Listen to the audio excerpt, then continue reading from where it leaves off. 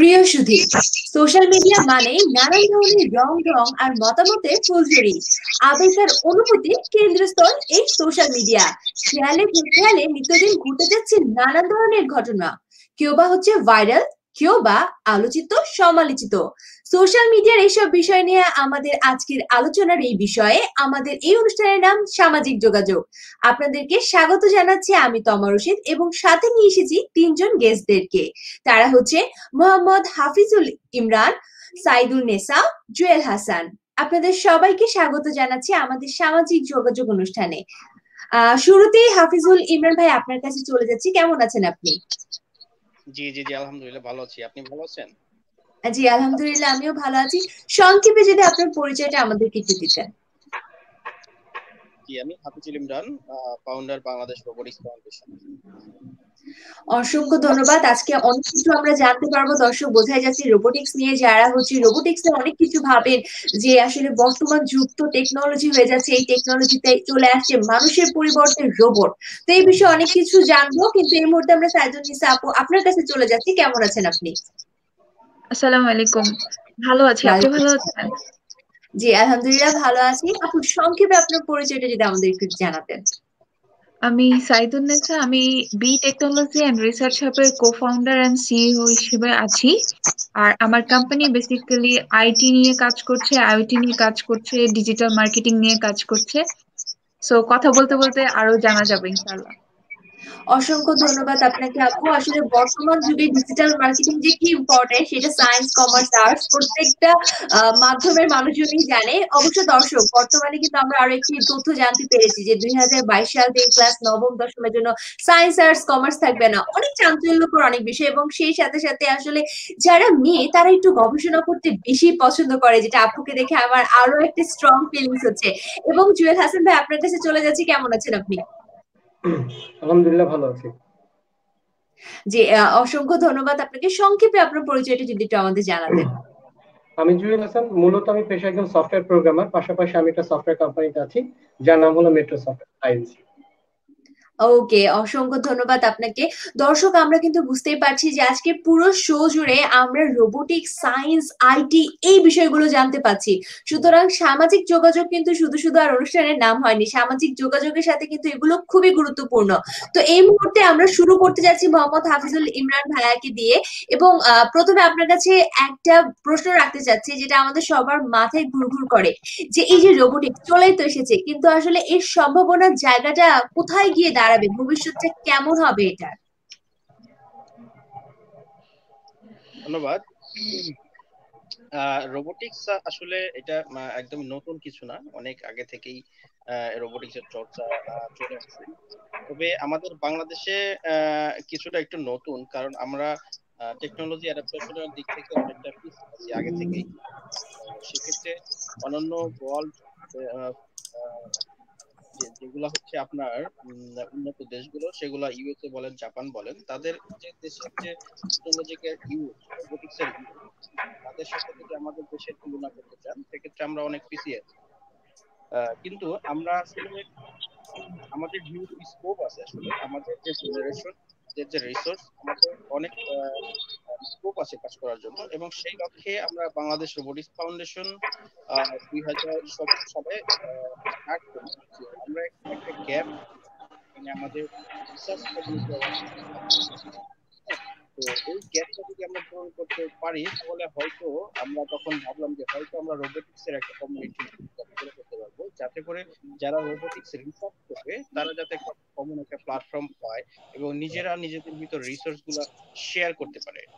তো এটার সম্ভাবনা বলতে যদি আমাকে বলেন, এটার সম্ভাবনা অপরিসীম। ইজ বিকজ আমাদের আমরা তো এই কাটিং এজ টেকনোলজি নিয়ে কাজ করছি, সারা দেশে সারা পৃথিবীতেই কাজ হচ্ছে, ঠিক আছে? তো এটার স্কোপ অনেক। হ্যাঁ, তো আমি পরবর্তীতে এটার স্টেপ বাই স্টেপ আরো আলোচনা করবো যে এটার লিমিটেশন প্লাস সামনে, হ্যাঁ, রোবোটিক্স, সেগুলো নিয়ে আমি আলোচনা করবো। অসংখ্য ধন্যবাদ আপনাকে ভাইয়া, এবং আমার মাথায় কিছু প্রশ্ন আছে যেগুলো আপনাকে সামনে করবো, কিন্তু তার আগে আমরা আমাদের রিসাপুর কাছে একটু যেতে চাচ্ছি। সেটা হচ্ছে আপু, আপনি আমাদেরকে বললেন যে আপনারা আইটি নিয়ে কাজ করছেন, যেখানে ডিজিটাল মার্কেটিং আছে এবং আরো অনেক কিছু আছে, এবং আমরা জানি যে বর্তমানে ডিজিটাল মার্কেটিং এর চাহিদা অনেক বেশি বেড়ে যাচ্ছে, বিশেষত সেগুলো সোশ্যাল মিডিয়া অনেক বেড়ে যাচ্ছে, মানুষ সোশ্যাল মিডিয়াতে অ্যাক্টিভ তাই। তো আসলে ডিজিটাল মার্কেটিং এর ভবিষ্যৎ সম্ভাবনাটা কোথায় এসে দাঁড়াচ্ছে? Thank you for the place. আমি ফার্স্ট অফ অল বলবো যে এখন রাইট নাও একটা প্যান্ডামিক সিচুয়েশন যাচ্ছে। সো ইন দিস মানে এই ক্ষেত্রে আমি যেটা বলতে পারি যে প্রতিটা সেক্টরেই ডিজিটাল মার্কেটিং এর মানে গুরুত্বটা খুব বেশি ইম্পর্টেন্ট হয়ে দাঁড়িয়েছে আজকাল। যারা হচ্ছে মানে ফিজিক্যাল স্টোর আছে বা ফিজিক্যাল দোকান আছে, তারাও কিন্তু আলটিমেটলি ডিজিটাল প্ল্যাটফর্মের দিকেই ঝুঁকছে। কেউ হয়তো বা গুগল র্যাঙ্কিং নিয়ে চিন্তা করছে, যাদের প্ল্যাটফর্মটা অনেক বড়। কেউ হয়তো বা ইউটিউব মার্কেটিং নিয়ে ভাবছে, কেউ হয়তো বা ইনস্টাগ্রাম মার্কেটিং নিয়ে ভাবছে, বা কেউ হচ্ছে যে সে ডিরেক্ট ক্লায়েন্টের সাথে কমিউনিকেট করতে চাচ্ছে, তারা এসএমএস মার্কেটিং নিয়ে ভাবছে। তো ডিজিটাল মার্কেটিং এর কথা যদি আমি ইন আ নাটশেল বলতে যাই, ইটস রিয়েলি টাফ, বাট এটা অনেক ভাস্ট একটা সেক্টর, এবং এটার পার্সপেক্টিভ নিয়ে যদি আমি আলোচনা করি সেক্ষেত্রে বলবো যে এটার পার্সপেক্টিভ অনেক অনেক বেশি। যারা এটার প্রফেশনালিজমে আছেন তাদের জন্য যেমন এটা একটা পজিটিভ দিক, যারা হচ্ছে নিউ কামার নতুন করে স্কিল ডেভেলপ করতে চাচ্ছেন বা ডিজিটাল মার্কেটিং এ করতে চাচ্ছেন, সেক্ষেত্রে এটা একটা খুব পজিটিভ ভাইব দিবে। বিকজ প্রত্যেকটা সেক্টরে লাগবে। ইভেন আপনি যদি চিন্তা করেন, এখন কিন্তু প্যান্ডামিকের মধ্যে প্রচুর মানুষ কিন্তু ফেসবুকে অনেক অনলাইন প্ল্যাটফর্ম নিয়ে আসতেছে, বা অনেকে হচ্ছে ছোট ছোট বিজনেস করছে। এই বিজনেস গুলোকে কিন্তু আপনি জাস্ট ফেসবুকে একটা পেজ খুললেন আর আপনার ক্লায়েন্টস হয়ে যাবেন না। বা আপনি একটা বিজনেস করতে চাচ্ছেন, আপনার তো অবশ্যই ওই প্রোডাক্টকে সেল করতে হবে। তো ওই সেলটা কিভাবে হবে? ডেফিনেটলি আপনাকে ডোর টু ডোর যে হয়তো তাদের সাথে কমিউনিকেট করতে হবে, অথবা you have to have some via যার থ্রু হয়ে আপনারা কমিউনিকেট করতে পারেন। So in this case, I definitely say যে digital platform is a huge huge platform, যেটা দিয়ে আপনি শুধু দেশের ভিতরেই কমিউনিকেট করতে পারবেন না, আপনারা হচ্ছে আপনাদের নিশের উপর বেস করে আপনারা জোন সিলেক্ট করতে পারবেন। আপনারা কোন টাইপের মানুষ সিলেক্ট করতে চাচ্ছেন, যে না আমি শুধু ব্যাংকিং সেক্টরে যারা কাজ করছেন তাদেরকে সিলেক্ট করেই আমি এই প্রোডাক্টটাকে সেল করতে চাচ্ছি। তো এরকম করে অনেক স্ট্র্যাটেজি, অনেক প্ল্যানিং আছে, এইসবের উপর বেস করে আসলে ডিজিটাল প্ল্যাটফর্মটা। So that's all. আরো অনেক কিছু ধন্যবাদ বলবো। আপনাকে আপু। আসলে এর সাথে আরেকটা আমি কোয়েশ্চেন অ্যাড করতে চাচ্ছি, সেটা হচ্ছে ডিজিটাল মার্কেটিং নিয়ে বা সোশ্যাল মিডিয়া মার্কেটিং নিয়ে যারা কমার্সে আছে, যারা মার্কেটিং এ আছে, তারা একটু বেশি জোর দিচ্ছে, বিকজ তাদের মনে হচ্ছে এটা মেজর। এবং সায়েন্সের ক্ষেত্রে দেখা যাচ্ছে হয়তো কিছু তাদের সায়েন্সের ভাষায় কিছু হয়তো তারা ডিজিটাল জিনিস শিখছে, এবং আর্টস এর ক্ষেত্রে হয়তো তারা তাদের মতো করে কিছু শিখছে। কিন্তু আসলে সায়েন্স, কমার্স, আর্টস ভেদে সবারই কি ডিজিটাল মার্কেটিং এ হায়ার স্টাডিজ করার প্রয়োজন আছে কিনা? এখন কারোর যদি ওরকম প্যাশন থাকে যে হ্যাঁ আমি ডিজিটাল মার্কেটার হব, ডেফিনেটলি তাকে ওই সেক্টরটাতে স্কিলড হতে হবে। একটা বেসিক নলেজ নিয়ে সে কিন্তু একটা মানুষের ব্যবসায় হাত দিতে পারে না। হ্যাঁ। সো এটা ডেফিনেটলি আমি বলবো যে খুবই এমফেসাইজ করব। বা এটা এমন না যে আমি সায়েন্স ব্যাকগ্রাউন্ডের, আমি ডিজিটাল মার্কেটিং শিখতে পারবো না, নট লাইক দ্যাট। আমি যখন ডিজিটাল মার্কেটিং নিয়ে কোর্স করেছি বা আমি যেখানে শিখেছি, তো ওই জায়গাতে কিন্তু আমি মোস্ট অফ দা মানে বেশিরভাগ মানুষকেই দেখেছি যে তারা from different background, not from CSE or IT background, they're from different background. আমি এরকমও দেখেছি যে এমবিএ করছে বা কোথাও অ্যাকাউন্টেন্ট হিসেবে কাজ করছে, সে ডিজিটাল মার্কেটিং শিখছে। আর ডিজিটাল মার্কেটিং এমন না যে সে পুরো প্ল্যাটফর্ম নিয়ে কাজ করতে পারবে। অনেকে কিন্তু এখন ইনস্টাগ্রামের ইনফ্লুয়েন্সার হিসেবে কাজ করছে, দেন হচ্ছে ইনস্টাগ্রামে সে মার্কেটিং করে দিচ্ছে। অনেক ধরনের প্ল্যাটফর্ম সে আছে। সো ক্রাউড এই ওয়ার্ক করছে ইনস্টাগ্রামে। ইয়া সো এই ছোট ছোট জিনিসগুলোকে নিয়ে নিজেদের স্কিল ডেভেলপ করা যায়। এটা আসলে বেসিক্যালি আমি বলবো, আমি যেটা মনে করি যে মানুষের একটা নিজস্ব প্যাশন থাকতে হবে যে হ্যাঁ আমি ইউটিউব মার্কেটার হব। ইউটিউব মার্কেটার কি, যেমন হচ্ছে আমার ফেস ভ্যালুটা উঠে গিয়েছে, আমাকে অনেক মানুষ চেনে, তো আমি কিছু প্রোডাক্টের ব্র্যান্ড প্রমোট করে দিচ্ছি। সো এটা ইউটিউব দিয়ে করতে পারবে। এছাড়া আরো অনেক প্যাচ আছে। ধন্যবাদ তো আপনাকে। থ্যাংক আসলে ইউ। এই বিষয়ে আমরা আরো আজকে বিস্তারিত জানবো। তো জুয়েল হাসান ভাইয়া, আপনার কাছে এই মুহূর্তে আমরা একটা প্রশ্ন রাখতে চাচ্ছি। সেটা হচ্ছে, আমরা তো সামাজিক মাধ্যমের যে ব্যবহার সেটা তো জানলামই, যে ইনকাম করা যাচ্ছে, ডিজিটাল মার্কেটিং শিখে সুন্দরভাবে উপস্থাপন করা যাচ্ছে সবকিছু, কিন্তু এই যে আইটি খাতের কি ভূমিকা থাকতে পারে আপনার কাছে মনে হয়? আপনি কোন ব্যাপারে আইটি খাতে কথা বলছেন? সামাজিক যোগাযোগ মাধ্যমে? সামাজিক যোগাযোগ মাধ্যমে। দেখুন, আসলে মানে পুরো সামাজিক যোগাযোগ মাধ্যমটা কিন্তু ইনফরমেশন এবং টেকনোলজি রিলেটেড, এবং ইনফরমেশন টেকনোলজির উপর বেস করে কিন্তু পুরো বিষয়টা দাঁড়িয়ে আছে। আহ, এবং আমরা যে ফেসবুকটা ইউজ করছি বা গুগল ইউজ করছি, এখানে প্রত্যেকটা জায়গাতে অনেক বেশি আর্টিফিশিয়াল ইন্টেলিজেন্সি বা আপনার রোবোটিক ইস্যু গুলো আছে। এবং প্রত্যেকটা জায়গাতে আমাদের জীবন তত্ত্ব, আমাদের রুচি পছন্দ, জ্ঞান, হ্যাঁ, বা আমাদের আগ্রহ বা আমাদের আগামী, আমাদের মানে যে পলিসি গুলো হয় সবগুলো কিন্তু রোবট অ্যানালাইসিস করে কিন্তু আমাদের সামনে এনে দিচ্ছে। সো দেখা গেছে যে প্রত্যেকটা জায়গাতে যখন আজকে রোবোটিক নিয়ে কথা হচ্ছে, ভাই আছেন যিনি রোবোটিক নিয়ে কাজ করছেন, আর অ্যাজ এ প্রোগ্রামার আমি কাজ করতে গিয়ে দেখেছি যে আমাদের আর্টিফিশিয়াল অর্থাৎ কৃত্রিম বুদ্ধিমত্তাই তো আসলে মানে রোবোটিক ব্যাপারটা, হ্যাঁ। সো কৃত্রিম বুদ্ধিমত্তার যে ইস্যু গুলো আছে, সেটা ডিজিটাল মার্কেটিং এ বলেন, তখনও তাদেরকে কৃত্রিম বুদ্ধিমত্তা নিয়ে কাজ করতে হয়, যে তারা এটা লোকেট করে যে আসলে এটা কোন ধরনের মানুষের জন্য প্রযোজ্য, বা কারা কোন ধরনের অ্যাটিটিউড বা কারা কি কি ধরনের লাইফস্টাইল গ্যাদার করে। এই পুরো বিষয়টা কিন্তু আসলে রোবোটিক ইস্যু, কেমন।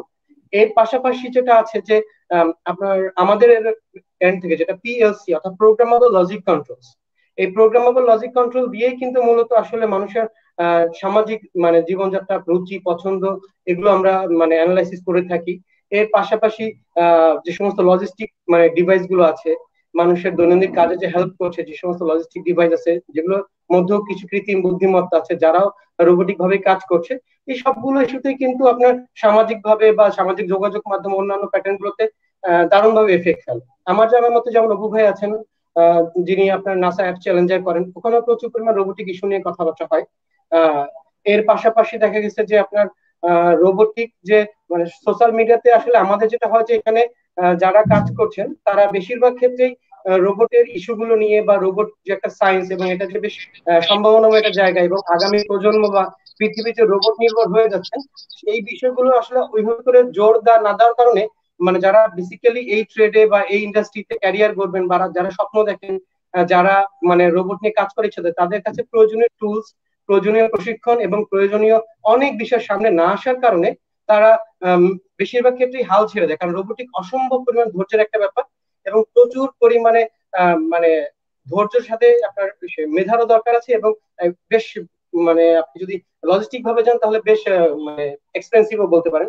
তো এবং টুলস গুলো আসলে ওইভাবে অ্যাভেলেবেল না, হ্যাঁ, টুলস গুলো সুতরাং আমরা অ্যাভেলেবেল না। বুঝতেই পারছি যে রোবোটিক্স চর্চার জন্য আমাদেরকে খুবই দামি কিছু ইনস্ট্রুমেন্টের প্রয়োজন, সেই জন্য আমাদের খুব বেশি অনেক মানে খুব বেশি দামি বলবো না, এখানে যে বিষয়টা হচ্ছে যে অ্যাভেলেবিলিটি, হ্যাঁ। আপনি চাইলে কিন্তু রোবোটিকের জন্য আপনি একটা আইসি কিনতে যেতে পারবেন না।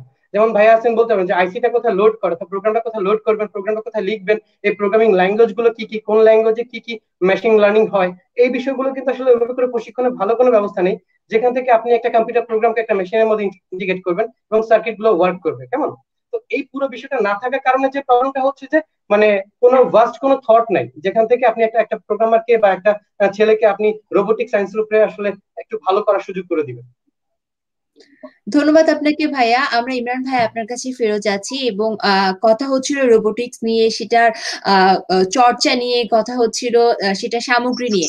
তো একটা ছোট প্রশ্ন এখানে আসলে না করলেই নয়, সেটা হচ্ছে রোবোটিক্স চর্চার জন্য আসলে রিসার্চ করার প্রয়োজন, এবং ইউনিভার্সিটি গুলোতে এবং আদার্স যে সকল প্ল্যাটফর্ম গুলো আছে, রিসার্চের সুবিধা কতটুকু, আর যদি সুবিধা থেকেও থাকে তাহলে আসলে সেখানে সরঞ্জাম কতটুকু?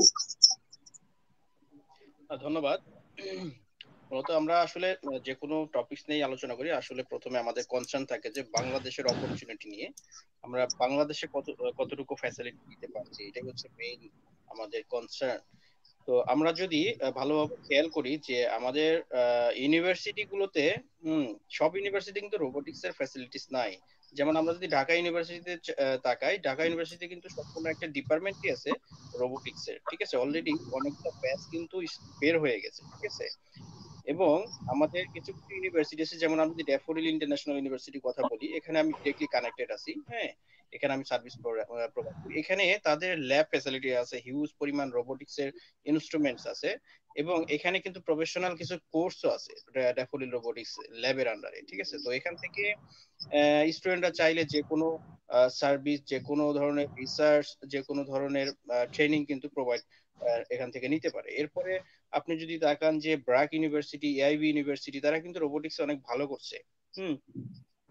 এখন আমাদের মেইন কনসার্ন হচ্ছে স্টুডেন্টরা চায় কিনা, স্টুডেন্টরা ইন্টারেস্টেড কিনা। হ্যাঁ, সেক্ষেত্রে আমাদের কি করণীয়, এটা হচ্ছে আমরা যারা আসলে এডুকেশনাল ইনস্টিটিউশন গুলো আছি, তাদের যে এখন মেইন কর্তব্য হচ্ছে বিভিন্ন ইউনিভার্সিটিতে রোবোটিক্স ল্যাব তৈরি করা। হ্যাঁ, রোবোটিক্স ল্যাব তৈরি করা, বিভিন্ন অ্যাডভান্স লেভেলের ইনস্ট্রুমেন্ট নিয়ে আসা, এবং এখানে নতুন নতুন ট্রেনিং অ্যাড করা, এবং দরকার হলে আমাদের এক্সটার্নাল এক্সপার্ট আছে, বিভিন্ন ইন্ডাস্ট্রিয়াল আছে। ঠিক আছে, যেমন আমরা বিভিন্ন কোম্পানি থেকে হায়ার করতে পারি, বিভিন্ন ইন্টারন্যাশনাল ইউনিভার্সিটি থেকে কিন্তু আমরা হায়ার করতে পারি। আমরা যদি ট্যাগ করে নেই রিসার্চ গুলো, তাহলে কিন্তু আমাদের ল্যাবে এই রিসার্চ গুলো আমাদের ভালো সার্ভ করতে হবে আমাদের স্টুডেন্টের জন্য। হ্যাঁ, অনেক ক্ষেত্রে দেখা যায় যে আমাদের ইন হাউস অত ভালো রিসোর্স থাকে না, সেক্ষেত্রে কিন্তু আমরা এই যে ইন্টারনেটের যুগ, সোশ্যাল মিডিয়ার যুগ, ভার্চুয়ালি আমরা টিচারদেরকে আমরা কানেক্ট করে নিতে পারি। ঠিক আছে, সহজেই। কিন্তু সেই ইনফ্রাস্ট্রাকচারটা আমাদের কিন্তু ইউনিভার্সিটিতে থাকতে হবে, যাতে করে ভার্চুয়ালি কানেক্ট হলেও যাতে স্টুডেন্টরা ফিজিক্যালি এটা ফিল করতে পারে যে না, তারা নিজে হাতে কাজ করছে, যে প্র্যাকটিক্যাল গুলো যাতে সেটা নিজে করতে পারে। এরপরে আপনারা যদি একটু খেয়াল করেন যে ইন্ডাস্ট্রি রোবোটিক্স নিয়ে আসলে কি ভাবছে, আমাদের আমাদের যে ইন্ডাস্ট্রি গুলো আছে, যেমন আমরা এসিআই মোটরস এর কথা বলি, এবিপি রোবোটিক্স এর কথা বলি। হ্যাঁ, এগুলা কিন্তু ইন্টারন্যাশনাল রোবোটিক্স এর ওয়ার্ল্ড ওয়াইড এরা কাজ করে। এবিবি রোবোটিক্স, ইউআর রোবোটিক্স, ঠিক আছে, ইউবিটেক, তো তারা কিন্তু অলরেডি বাংলাদেশে অপারেশন শুরু করেছে, এবং কিছু কিছু আপনি শুনে আনন্দিত হবেন যে অলরেডি কিছু কিছু আমাদের কোম্পানি অলরেডি রোবোটিক্স নিয়ে কিন্তু কাজ করে। হুম, এবং তারা কিন্তু কিছু কিছু সলিউশন ডিপ্লয়মেন্টে চলে গেছে। ইয়ামা ফ্যাক্টরিতে, ওয়ালটনে, এরপর হচ্ছে কিছু গার্মেন্টস ফ্যাক্টরিতে। ঠিক আছে, এরা এরা এখন প্রাইমারিতে আমাদের যেহেতু ভালো রোবোটিক সলিউশন নাই, হ্যাঁ, ইন্ডাস্ট্রিয়াল গ্রেডের, সেক্ষেত্রে দেখা যায় যে ইন্টারন্যাশনাল যে এবিবি রোবোটিক্স, ইউআর রোবোটিক্স, হ্যাঁ, তাদের কাছ থেকে ফুল সলিউশনটা কিনে নিয়ে আসে। কিন্তু এই কিনে নিয়ে আসাটা কতদিন, আমাদের তো ইন হাউস এই সলিউশন গুলা ডেভেলপ করতে হবে। রোবট আমরা কিনে নিয়ে আসবো, কিন্তু সলিউশনটা কিন্তু আমাদের ডেভেলপ করতে হবে। ওই জায়গাটাতে কিন্তু আমাদের ইউনিভার্সিটির কাজ আছে, ইউনিভার্সিটি স্টুডেন্টরা ইউনিভার্সিটির ল্যাবে কিন্তু এই কাজগুলা করা পসিবল। ঠিক আছে, এক্ষেত্রে আমাদের একটা ব্রিজ দরকার, ইউনিভার্সিটি এবং ইন্ডাস্ট্রি যারা রোবোটিক্স নিয়ে আসলে মূলত কাজ করতে চায়। হ্যাঁ, তাদের সাথে যদি আমাদের এই ল্যাবগুলোর সাথে একটা কানেকশন বিল্ড আপ হয়ে যায়, তাহলে কিন্তু তারা অতি সহজেই ইন্টারন্যাশনাল গ্রেডের প্রোডাক্ট ইউজ করে আমাদের ল্যাব থেকে কিন্তু সলিউশনগুলো আমরা প্রোভাইড করতে পারি একদম ইজি। এবং এটা কিন্তু ধন্যবাদ ভাইয়া আপনাকে। আমরা আসলে অনেক কিছুই জানলাম এই রোবোটিক সম্পর্কে এবং এটার ল্যাকিং সম্পর্কে আমরা অনেক কিছু শুনলাম।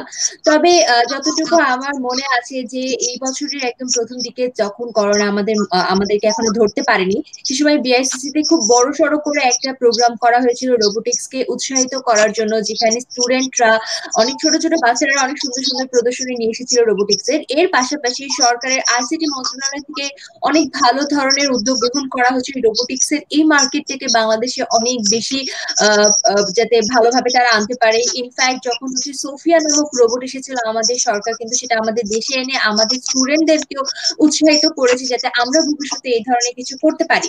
আমার পরবর্তীতে প্রশ্নটা হচ্ছে নিসা আপুর কাছ থেকে, যে আসলে রোবোটিক্স বানাতে কি কি বাধার সম্মুখীন হতে হয় বলে আপনার কাছে মনে হয়, আর কি কি সুবিধা পেলে আসলে রোবোটিক্স বানানো সহজ হয়ে যাবে? এটা কি সরকারি উদ্যোগই আসলে প্রয়োজন, নাকি ব্যক্তিগত উদ্যোগ প্রয়োজন, নাকি বেসরকারি প্রতিষ্ঠানগুলোর কোনো উদ্যোগ নেওয়া প্রয়োজন? আচ্ছা, ফার্স্ট অফ অল আমি যেটা বলবো, রোবোটিক্স মানে এই না যে আমার হচ্ছে একটা রোবট ট্রান্সফরমারের মতো এসে হাঁটাহাঁটি করছে এরকম কিছু।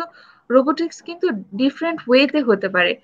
কোনোটাকে আমরা হচ্ছে রিয়েল লাইফে দেখছি যে সে হাঁটছে, দৌড়াচ্ছে, বা একটা কিছু অ্যাক্টিভিটি দেখতে পাই। রোবোটিক্স কিন্তু ডিফারেন্ট সেন্সেও হয়, লাইক অটোমেশন যেটাকে বলে। যেমন হচ্ছে এআই, ভাইয়া একটু আগে শেয়ার করেছেন যে এআই, যেমন ধরেন একটা গার্মেন্টস ইন্ডাস্ট্রি, হ্যাঁ, সেটাকে কিন্তু আমরা অটোমেশনে নিয়ে যেতে পারি বা সেটাকে কিন্তু আমরা রোবোটিক্সে কনভার্ট করতে পারি। হ্যাঁ, তো এটার বিভিন্ন ফেজ আছে। কিছু যেমন হচ্ছে রোবোটিক্স এর কিছু অংশ যেমন হচ্ছে আমার কোডিং এর উপর ডিপেন্ড করছে, আমার লজিকের উপর ডিপেন্ড করছে, স্ট্রাকচারিং এর উপর ডিপেন্ড করছে। আবার কিছু অংশ ডিপেন্ড করছে আমার হার্ডওয়্যারের উপর। যেমন আমাদের দেশে এখন কিছু কিছু হার্ডওয়্যার কিন্তু এখন অ্যাভেলেবেল পাওয়া যাচ্ছে, বাট তার মানে এই না যে আমরা সবগুলো পাচ্ছি। যেমন আমি রিসেন্টলি হচ্ছে ওয়াটার ডিজলভ কিছু সেন্সর নিয়ে কাজ করছিলাম এবং ওগুলো বাংলাদেশে পাইনি, সো দ্যাট আমাকে ইউএসএ থেকে এগুলো আনার চেষ্টা করতে হচ্ছে এবং প্রত্যেকটার প্রাইস আমার $200 করে পড়ছে। তো আমি যদি বলি যে হ্যাঁ, আমার ওই যে অটোমেশন যে প্রোডাক্টটা আমার ডেভেলপ করতে যাচ্ছি, তো সেই প্রোডাক্টটাকে আমার ডেভেলপ করতে গিয়ে একটু তো ব্যাঘাত পেতে হচ্ছে। আমার কবে ডেলিভারি হবে, দেন গিয়ে আমি জিনিসটা প্রোটোটাইপ বা একটা প্রি প্রোডাক্ট ফেজে আমি নিয়ে যেতে পারবো। সো এই একটা ইয়ের প্রবলেম কাজ করে, সরি, প্রবলেম কাজ করে। তো এখানে গভর্নমেন্ট বলেন, তারপরে ইউনিভার্সিটি বলেন বা প্রাইভেট যারা কাজ করছেন, প্রত্যেকেরই আলাদা মানে মার্জলি কাজ করাটা খুব ইম্পর্টেন্ট। এবং একজন আরেকজনের সাথে যদি কোলাবোরেটলি কাজ করে বা এখন ধরেন একটা আমার একটা জিনিস লাগছে রিসোর্স, তো আমি যদি এখন আম, ইমরান ভাইকে নক দেই যে হ্যাঁ ভাইয়া আপনার কাছে কি এটা আছে কিনা, এই যে কানেকশনটা তার কাছে যদি থাকে, ওকে ফাইন, আমার কাছে এই এই অ্যামাউন্টটা আছে, ইউ ক্যান টেক দিস। তো এই যে রিসোর্সিং হওয়াটা খুব ইম্পর্টেন্ট। তো এই জিনিসটা যদি গভর্নমেন্ট একটু নজর দেন, তাহলে আমার মনে হয় খুব ভালো হবে। আর একটু অ্যাড করতে চাই, ইমরান আর আমি হচ্ছে রাশিয়াতে গিয়েছিলাম, সো ওখানে কিন্তু আমরা দেখেছি, ইমরান আপনার খেয়াল আছে কি যে এই যারা হচ্ছে রোবোটিক্স নিয়ে কাজ করছে এদের জন্য কিন্তু আলাদা একটা ইনকিউবেটরই থাকছে। ওখানে কিন্তু ওরা ওদের প্রোডাক্ট নিয়ে খেলাধুলা করার বা ওই যে পার্টস গুলো লাগছে ওগুলো কিন্তু ওই স্টার্ট আপদেরকে কিন্তু হেল্প করা হচ্ছে যে ওই প্রোডাক্টটা ডেভেলপ করতে, এবং ফাইনালি ওই প্রোডাক্টটা যাতে ফাইনাল ফেজে চলে যেতে পারে, মানে প্রোডাক্ট ফেজে পিপল ক্যান বাই ইট, ওই পর্যন্ত কিন্তু ওই স্টার্ট আপদেরকে হেল্প করা হয়। ইমরান, আপনার কি মনে আছে ওই পিকচারাইজেশন গুলো? এবং আমার কিন্তু তখন এজ এ স্টার্ট আপ হিসেবে মনে হয়েছে যে ইস, আমি যদি এখানে থাকতে পারতাম তাহলে খুব ভালো হতো, আমার সব স্টার্ট আপ গুলো রেডি হয়ে যেত। সো ডেফিনেটলি বলবো যে বাংলাদেশে কিন্তু পটেনশিয়ালিটির অভাব নাই। আমাদের দেশেরই অনেক ভালো ভালো ছেলেমেয়েরা কিন্তু বিদেশে গিয়ে ভালো ভালো প্রোডাক্ট তৈরি করছে। সো আমার কথা হচ্ছে যে আমাদের দেশের ছেলেমেয়েগুলো কেন বিদেশে যাবে? আমাদের দেশেই রিসোর্স কেন ডেভেলপ হবে না? আমাদের দেশেই কেন মাইক্রোসফট হবে না? সো আমি মনে করি আমাদের দেশে পটেনশিয়ালিটি আছে, যদি ঊর্ধ্বতন কর্মকর্তারা যারা আছেন, তারপরে যারা প্রাইভেট সেক্টরে কাজ করছেন, অলরেডি প্রচুর মানুষজন কাজ করছেন। মুনির হাসান স্যার অলরেডি গণিত অলিম্পিয়াড নিয়ে কাজ করছেন, রোবোটিক্স এর বিভিন্ন কাজ করছেন, ইমরান কাজ করছেন, তারপরে এই যে ছোট ছোট যে প্রজেক্ট গুলো হচ্ছে, দেন হচ্ছে অপু ভাইয়া আছেন, উনি হচ্ছে নাসা স্পেস অ্যাপ চ্যালেঞ্জ নিয়ে আসছেন। সো এই যে রিসোর্স গুলো হচ্ছে তখন কিন্তু প্রচুর বড় একটা কানেকশন তৈরি হচ্ছে। একটু কানেক্টিভিটি আর রাখতে আমাদের হবে। দেশে আস্তে আস্তে আমাদের সম্প্রসারী হচ্ছে, উন্নত হতো। তো জুয়েল ইয়া, ভাইয়া, আপনার কাছে আমি জানতে চাচ্ছি যে বিষয়টা নিয়ে, এখন যে আপনি তো সফটওয়্যার নিয়ে কাজ করছেন, আর এআই এমন একটা জিনিস যেটা সফটওয়্যার গুলোতে প্রয়োজন হয়, কিন্তু আমরা অনেক সময় দেখে থাকি যে বিভিন্ন ফিউচার মুভিগুলোতে দেখানো হয় যে একটা সময় মানুষ ধ্বংস হয়ে যাবে এই এআই সিস্টেমের জন্য। আবার আমরা অনেক মুভিগুলোতে দেখে থাকি কেবলমাত্র এআই সিস্টেমের জন্য অনেকে আত্মহত্যা করছে, তাদের বিভিন্ন পার্সোনাল লাইফে প্রবলেম হচ্ছে। তো আসলে এআই সিস্টেমের যে ইমোশন একসময় চলে আসবে, এটা আপনার কাছে কতটুকু যৌক্তিক মনে হয় যে তারা ইমোশন আনতে পারবে? আর তারা যদি ইমোশন আনে, তাহলে এই পৃথিবীর ভারসাম্য কতটা ক্ষতিগ্রস্ত হতে পারে?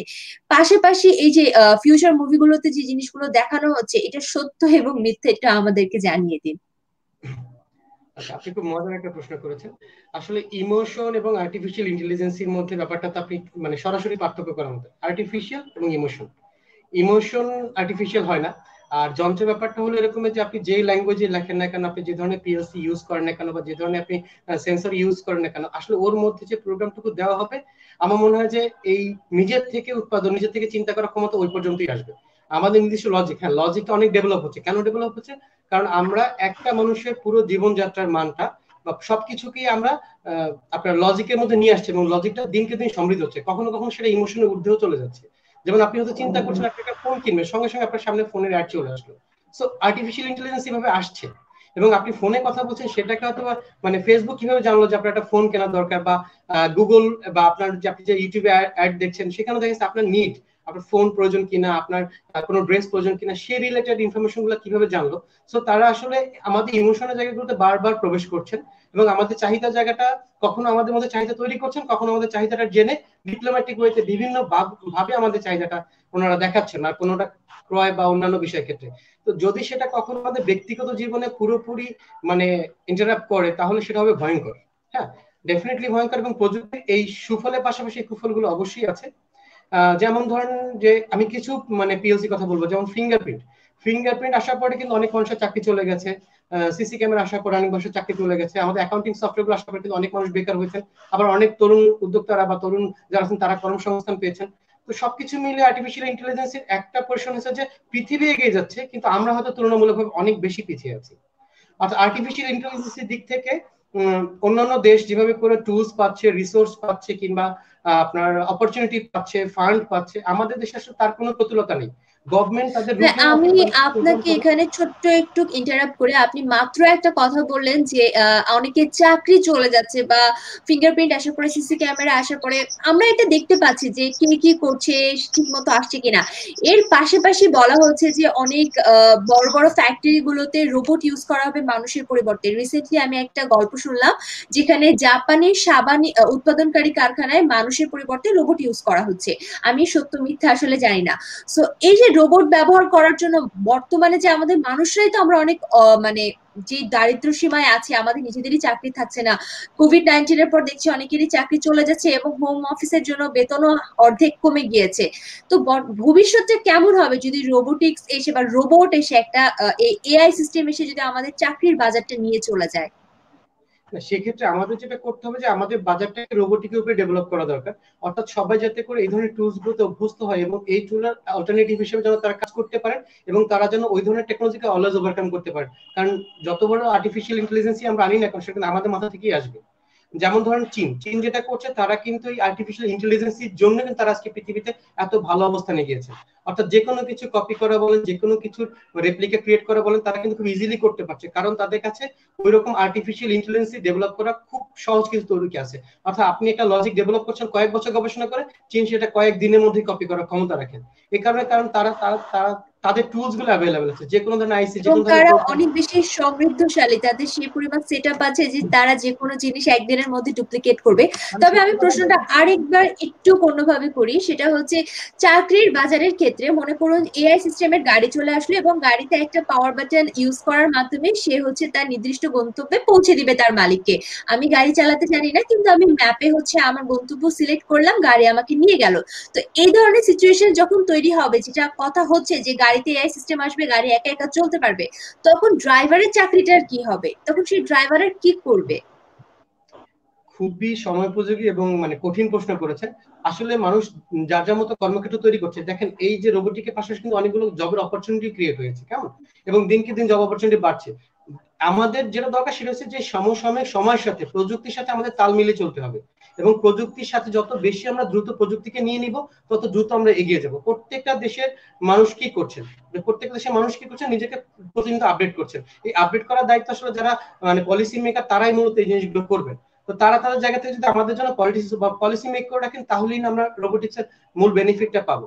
যদি সেটা না হয় তাহলে তো ডেফিনেটলি উন্নত বিশ্বের দিক থেকে আমাদের মতো যারা উন্নয়নশীল দেশ আছে কিংবা আমরা যারা এখানে মানুষের জনসংখ্যার পরিমাণ অনেক বেশি, জব মার্কেট অনেক ছোট, সেক্ষেত্রে দেখা যাচ্ছে আমাদেরকেও এভাবে করেই মানে তাল মেলাতে না পারলে আমরা আসলে অনেক বেশি পিছিয়ে যাবো। শুধু পিছিয়ে যাবো না, অনেক বেশি পিছিয়ে যাবো।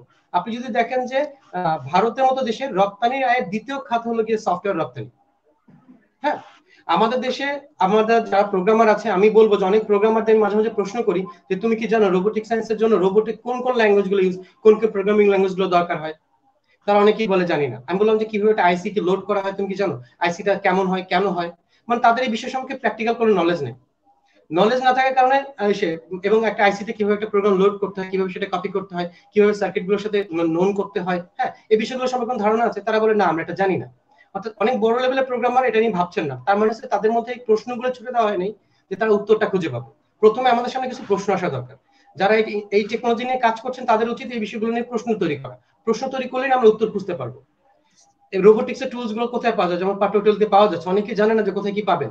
একটা সেন্সর কিভাবে কাজ করে, সেন্সরটা কোথায় পাওয়া যায়, ম্যাডাম যেটা বললেন যে ইউএসএ থেকে আনাচ্ছেন, বাংলাদেশে বাজার তৈরি করছেন না, আমরা প্রশ্ন তৈরি করছি না, কোথাও কিছু নাই। আমি যেটা বললাম যে গভর্নমেন্ট বা আপনার আইসিটি নিজেদের রুটিন ওয়ার্ক করছেন, তারা কিছু কিছু ইভেন্ট মাঝে মাঝে চোখ করছেন, এটা আসলে মোটেই পর্যাপ্ত না। ইভেন এখান থেকে কেউ তার ক্যারিয়ার অ্যাম্বিশন রোবোটিক উপরে নিয়ে আসতে পারবে না।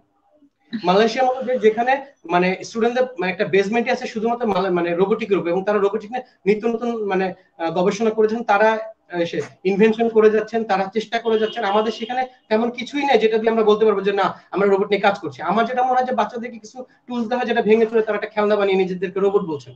রোবটের অনেক ফ্যাক্ট আছে যেগুলো নিয়ে আসলে কাজ করার সুযোগ নেই, কারণ তারা কোডিং করছেন না, তারা সেখানে কোনো বুদ্ধি দিচ্ছেন না, তারা কোনো যান্ত্রিক একটা মানে পলিসি মেকার এটার সাথে এই যন্ত্রটা কাজ করে, এটা definitely it's also robot, respect them. But ultimately কথা হচ্ছে যে যদি আপনাকে খুব বেশি বুদ্ধিমত্তা সম্পন্ন রোবট তৈরি করতে না পারেন, সাধারণ কিছু বিষয়ে যান্ত্রিক যদি আপনি করেন, তাহলে সেটা রোবট হলেও এটা কিন্তু মানে দেশের অর্থনীতিতে বা একটা মানুষের ক্যারিয়ারের জন্য কতটুকু কাজে আসবে সেটা আসলেই প্রশ্ন রাখে। ধন্যবাদ আপনাকে। সুতরাং আমরা বুঝতে পারছি যে বড় একটা প্রজেক্ট করার জন্য বড় একটা স্বপ্ন লাগবে এবং তার চেয়েও বড় একটা ফান্ডিং এবং প্রয়োজনীয় জিনিসপত্র লাগবে। আমরা ইমরান ভাই আপনার কাছে চলে যাচ্ছি, এবং ভাইয়া কিছুক্ষণ আগে একটা কথা বলেছিল যে ফেসবুকের কথা, এবং আমরা সবাই জানি ফেসবুক ইনস্টাগ্রামে আপনি আপনার বন্ধু বান্ধবকে ফোন দেওয়ার সাথে সাথে যদি আপনি একটা টপিকের নাম বলেন, একটা স্পেসিফিক প্রোডাক্টের নাম বলেন, তাহলে সেই প্রোডাক্টের সবগুলো মার্কেটিং আপনার নিউজ ফিডে চলে আসবে। এবং এটাকে বলা হচ্ছে যে আমাদের সিকিউরিটি এত বেশি লো হয়ে যাচ্ছে যে আমরা আমাদের নিজস্ব জীবনগুলোকে হারিয়ে ফেলছি। এর পাশাপাশি দেখা যায় যে বর্তমান যুগে টিনেজ এজের যারা আছে তারা যে ইনবক্সটাকে একটু অন্যভাবে ব্যবহার করছে, যার জন্য দেখা যাচ্ছে যে তাদের সিকিউরিটি পারপাসটা আরো বেশি হয়ে যাচ্ছে। অনেক সময় তারা হয়তো তাদের কোনো একটা ছবি তার নির্দিষ্ট বন্ধুকে পাঠাচ্ছে, কিন্তু কোনো একটা কারণে আইডি হ্যাক হওয়ার জন্য তার ছবিটা অন্য কোথাও চলে যাচ্ছে, বা ফেসবুক দেখা যাচ্ছে তার গোপন তথ্যগুলো ট্র্যাক করছে যেটা সে আর কাউকে বলতে চাচ্ছিল না। তো এই ফেসবুকের গোপন তথ্যটা কতটুকু আপনার কাছে মনে হয় যৌক্তিক ভাবে নেয়ার? এবং বলা হচ্ছে যে টার্মস এন্ড কন্ডিশনে সবকিছু লেখা আছে, তারপরে তো আমরা পড়ি না, আর যদি আমরা পড়েও ফেলি আমরা তো ফেসবুক ছাড়া বাঁচতে পারবো না। সেক্ষেত্রে আমাদের আসলে করণীয় কি যাতে আমরা আমাদের আইডেন্টিটি ক্রাইসিসে না পড়ি?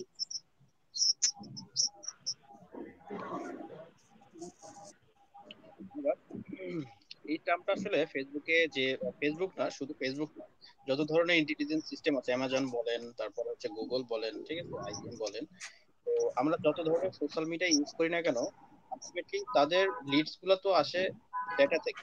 হ্যাঁ, ডেটা থেকে আপনি তারা যদি ডেটা না পায়, ডেটা যদি না পায় তাহলে তো তারা করতে পারবে না। আর এই ডেটা গুলা কিন্তু আমরা নিজেরাই দিচ্ছি প্রতিনিয়ত। আমরা যে প্রতিটা চ্যাটিং করছি প্রতিজনের সাথে, ঠিক আছে, এগুলোতে আমাদের হচ্ছে এনএলপির মাধ্যমে, হ্যাঁ, এরা হচ্ছে ধরে ফেলতে পারে, এআই মেশিন লার্নিং এর মাধ্যমে আমি আপনার সাথে কি চ্যাটিংটা করছি, ঠিক আছে, কিওয়ার্ড সার্চিং এর মাধ্যমে, হ্যাঁ, সে কিন্তু এই কনটেক্সটটা বুঝে ফেলে।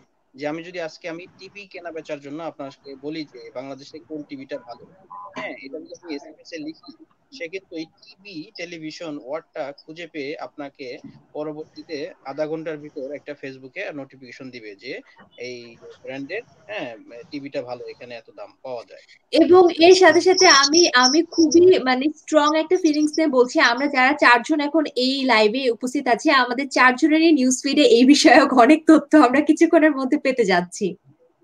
আমি এখানে একটু ছোট একটা জিনিস বলতে চাই। আমি হচ্ছে ড্রয়িং রুমে বসে আমার মার সাথে গল্প করছি, তো মা বলতেছে যে এলাচি দারচিনির গাছগুলো নিয়ে একটা টপিক নিয়ে আমরা আলাপ করছি। আফটার 5 মিনিটস ইউটিউবে স্ক্রল আসা শুরু হয়ে গেছে দারচিনি এলাচির গাছের। তো আমাদের যে শুধু যে আমরা সার্চিং করছি বা করছি এটারই ডেটা ক্যাপচার হচ্ছে না, every kind of motion, every kind of voice is recognising, প্রত্যেকটা জিনিস ক্যাপচার হচ্ছে এবং সেটাকে অ্যানালাইসিস করে রোবোটিক এআই ইউজ করে দেন হচ্ছে আমাদের কাছে মার্কেটিং, ওই ডিজিটাল মার্কেটিং এ হচ্ছে আর কি। এবং এর সাথে সাথে আসলে ফেসবুক কিন্তু আমাদের পুরো মোবাইলের অ্যাক্সেসটাই নিয়ে নিচ্ছে যখন আমরা সেটা ইনস্টল করছি, বাট আমরা সেই বিষয়ে জানছি না। ইমরান ভাই আপনার কাছে একটা প্রশ্ন, সেটা হচ্ছে আপনারা যে কথা নিয়ে বলছিলেন আসলে তাদের হচ্ছে সিকিউরিটি পারপাস, তার মধ্যে আসলে আমি আরেকটু ইন্টারাপ্ট করি। আমি যখন অনেক ছোট ছিলাম তখন একটা অ্যাপ্লিকেশন বের হয়েছিল, নাম ছিল সিমসিম বা এই টাইপের কিছু।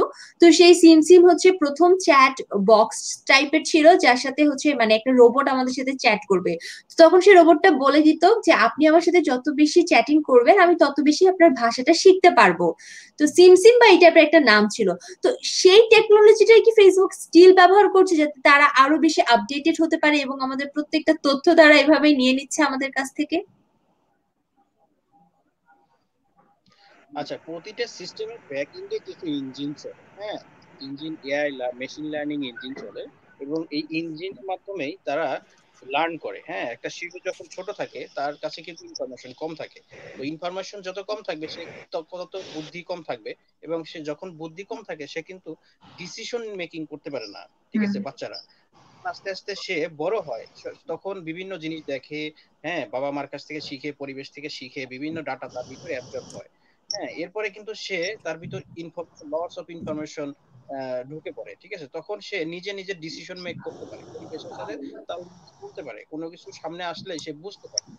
তো এই IT sector, AI, machine learning যে কোনো সিস্টেমই সেম লেভেলের কাজ করে। ঠিক আছে, তো আপনি যখন কোনো একটা বটের সাথে, ঠিক আছে, বট আমাকে যেটা বলি চ্যাট বট, এর ব্যাকএন্ডে তো একটা বট ইঞ্জিন চলে।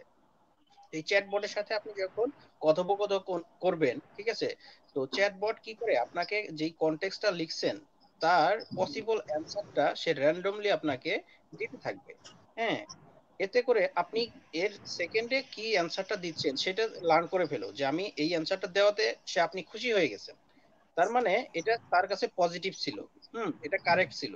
আবার যদি এমন অ্যান্সার দিছে সে, না আপনি সেকেন্ড বার আরেকটা কোশ্চেন করছেন সেম রিলেটেড, তার মানে সে কিন্তু বুঝে ফেললো যে না, সে যে অ্যান্সারটা দিছে সেটা হয়তো 50% কারেক্ট ছিল। ঠিক আছে, তখন কিন্তু সেকেন্ড টাইম সে ওই ওই লাস্টে যে অ্যান্সারটা দিছে ওই অ্যান্সারটা অ্যাভয়েড করে যাবে। তো এইভাবে আস্তে আস্তে আস্তে আস্তে আপনি কি ধরনের কোশ্চেন করতে পারেন সে কিন্তু লার্ন করে ফেলবে।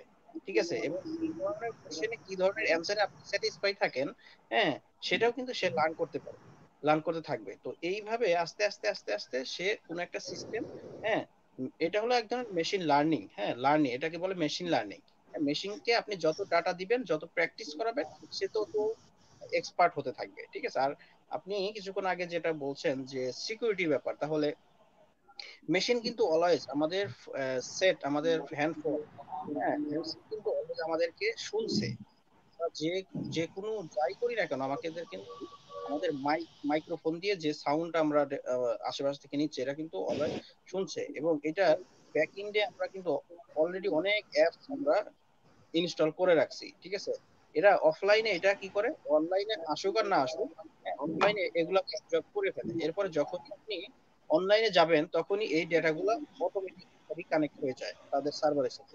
ঠিক আছে, তখন এইগুলা এইগুলা ইউজ করে ফেসবুক, গুগল, হ্যাঁ, হোয়াটসঅ্যাপ, এগুলা কি করে, এগুলো আস্তে আস্তে তাদের সার্ভারে ঢুকে নেয় যে আপনি আসলে কি কি নিয়ে আলোচনা করছেন, আপনি কি কি সারাদিন নিয়ে ঠিক করছেন। ঠিক আছে, এটা আসলে একটা ডিজিটাল মার্কেটিং একটা ডেটার উৎস।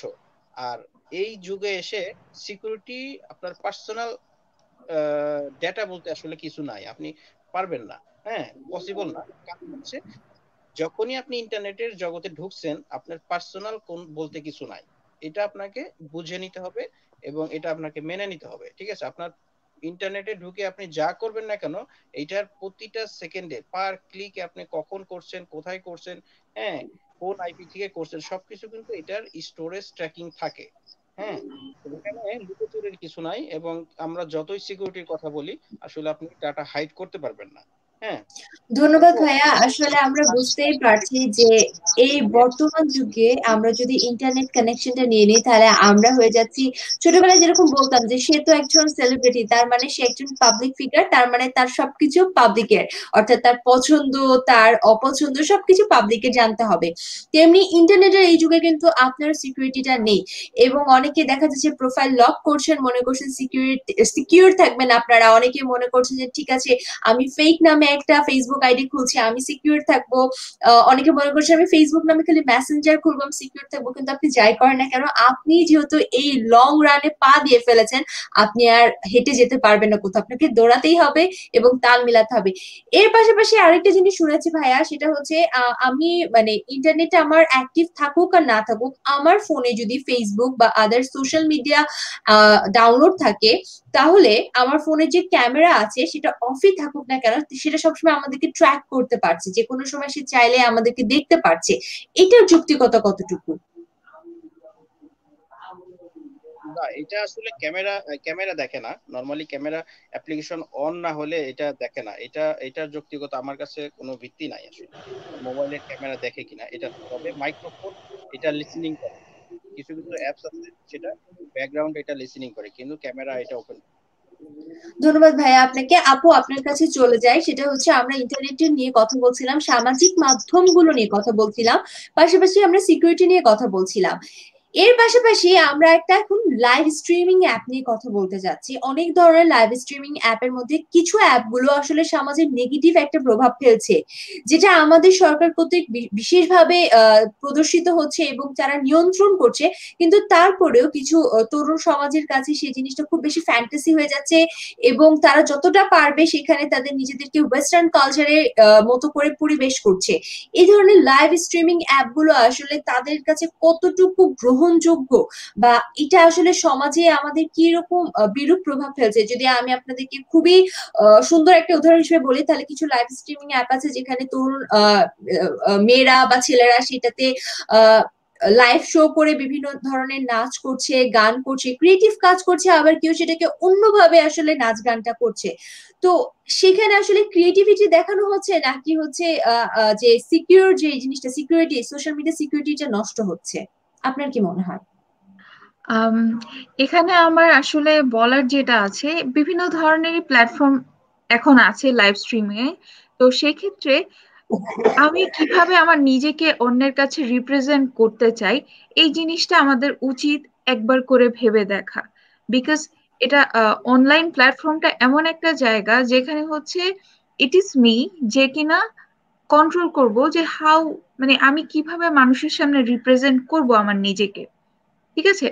আর পাশাপাশি আর একটা কাজ এটা প্যারেন্টসরা করতে পারে তাদের ছেলে মেয়ে বা সন্তানের সেফটি সিকিউরিটির জন্য, যে আমরা যখন ওয়াইফাইটা তাদের হাতে দিচ্ছি বা ফোনটা তাদের হাতে দিচ্ছি, আমরা কিছু কিছু সফটওয়্যার বা আইপি গুলোকে ব্লক করে দিতে পারি, সো দ্যাট ওই সাইট গুলোতে যেন তারা না যেতে পারে। হ্যাঁ, ওই জিনিসগুলোকে আমরা ব্লক করে দিই। আর তাছাড়া যারা অ্যাডাল্ট বা অলরেডি টিনেজ হয়ে গেছেন তাদেরকে বলবো যে হ্যাঁ, ডেফিনেটলি আমরা অন্য সংস্কৃতি অ্যাডাপ্ট করব, তাতে আমার কোনো সমস্যা নেই। আমরা ভালো কিছু দেখি না, অনেক দেশে আছে ইয়াং ইয়াং ছেলেমেয়েরা এইসব লাইভ স্ট্রিমিং, ইউটিউব এসব করেই কিন্তু ভালো ডলার ইনকাম করছে। সো আমরা ওই জিনিসগুলোকে কেন অ্যাডপ্ট করছি না, রাদার দেন ডুইং স্টাফ যেটা দিয়ে আমার কোনো ইমপ্রেশন তৈরি হচ্ছে না, উল্টা I am getting day by day bad reviews and আমাদেরকে সমালোচনার মুখে যেতে হচ্ছে। এটা আসলে সেলফ অ্যাসেসমেন্টের ব্যাপারও একটা আসে। তো এটা এখানে আমি আরেকটু বলবো। একটু আসলে সতর্ক করতে চাচ্ছি, আপনি যেটা বললেন ডলার ইনকামের কথা, তো সেই ধরনের লাইভ স্ট্রিমিং গুলোতে কিন্তু আসলে আপনি লাইভ করলে আপনি যতটা উচ্ছৃঙ্খল হতে পারবেন সেই লাইভ স্ট্রিমিং গুলোতে তত বেশি আপনি ডলার ইনকাম করার একটা অপরচুনিটিস পাচ্ছেন। এবং আমাদের দেশের কিছু তরুণরা আছে যারা খুবই নব্য ভাবে দেখা যাচ্ছে ইন্টারনেটের সাথে পরিচিত, কিংবা দেখা যাচ্ছে যে তারা অনেকদিন ধরে পরিচিত, বাট এই ধরনের প্রলোভনায় তারা আসলে ফাঁদে পড়ে যাচ্ছে, যার জন্য কিন্তু তারা ভবিষ্যতে আরো বড় ধরনের একটা ট্র্যাপে পড়তে পারে। সেই ক্ষেত্রে আপনি কি বলবেন? আর উন্নত বিশ্বগুলোতে আমরা জানি যে ছোট বাচ্চাদেরকে যখন ইন্টারনেট ইউজ করতে দেওয়া হয় তারা কিছু জিনিস রেস্ট্রিকশন দিয়ে রাখে। সো আমাদের দেশ এই রেস্ট্রিকশনের ক্ষেত্রে কি কি পদক্ষেপ নিতে পারে, বা আমাদের যে সকল গার্ডিয়ানরা আছে তারা কোন উপায়ে তাদের বাচ্চাদেরকে মানে লিমিটেড ইন্টারনেট ব্যবহারটা করে দিতে পারে?